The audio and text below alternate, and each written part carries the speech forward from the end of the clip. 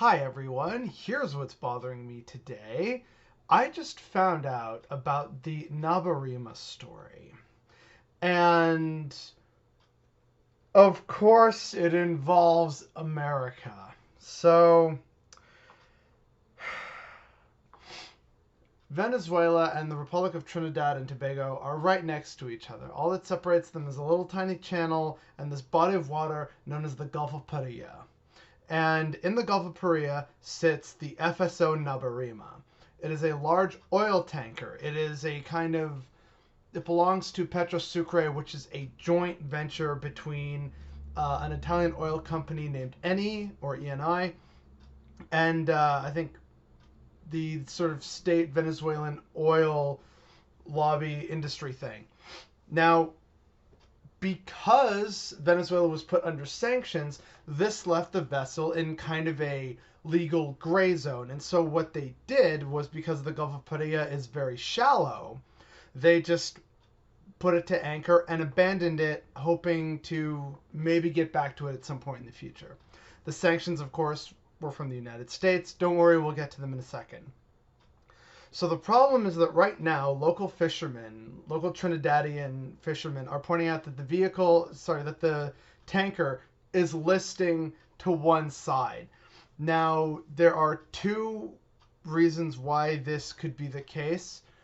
And unfortunately, there still isn't a lot of information on this. But one is that they've deliberately made the vessel list to one side so that they could replace these valves, like these bilge pump valves that weren't working, so that hopefully the vessel will right itself more normally.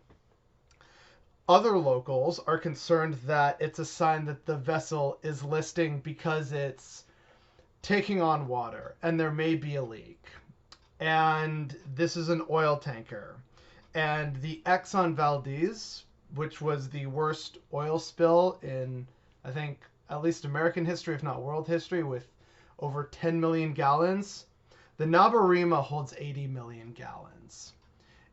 If it is indeed at risk of sinking, that's a problem, especially because the way the currents flow, the water would spill out of the Gulf of Paria into the channel and affect many parts of the Caribbean. So it wouldn't be an isolated incident.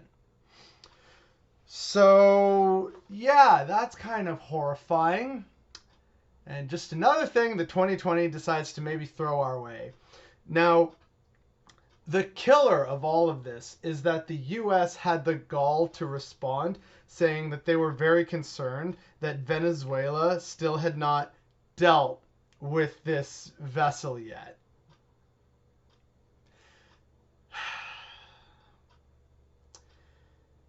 Oh, America.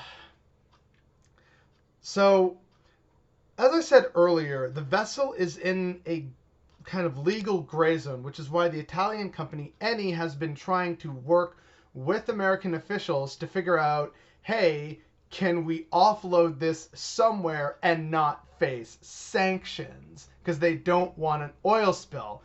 And America, because the State Department and everything else is such a freaking gong show, thanks to, like, the orange mango shit gibbon who occupies the White House, they have not really been responding well to anyone. So this company is kind of with their hands tied. Venezuela is poor and lacking in infrastructure in order to manage this in any reasonable way.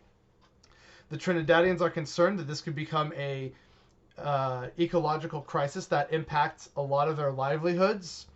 And it's just something that no one was talking about. And I didn't find this out until about 1 hour ago.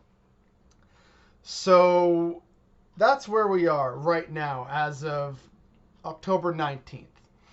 There's a vessel with 80 million barrels of crude bitumen oil, and it's sitting at the edge of the Caribbean, potentially ready to spill